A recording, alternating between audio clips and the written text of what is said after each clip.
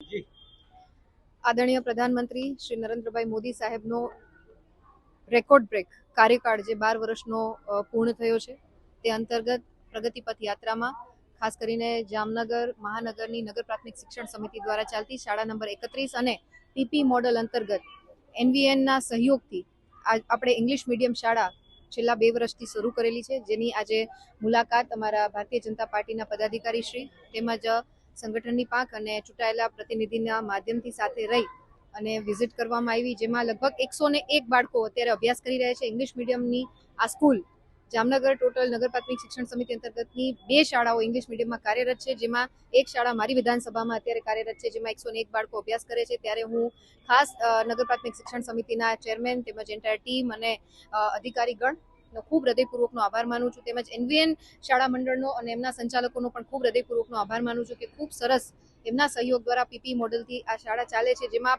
શરૂઆતના વર્ષે 35 વિદ્યાર્થીઓ હતા અને જ્યારે 2 વર્ષના અંતે 101 વિદ્યાર્થીઓ અત્યારે શાળામાં અભ્યાસ કરી રહ્યા છે. ક્રમશઃ વર્ગ વધારો પણ આપણે કરવા જઈ રહ્યા છે. ત્યારે આસપાસના નગરજનોને પણ હું મારા માધ્યમથી વિનંતી કરું છું કે ખૂબ સારું શાળાનું આયોજન છે, બાળકોને ઇંગ્લિશ મીડિયમમાં અભ્યાસ કરવામાં આવે છે.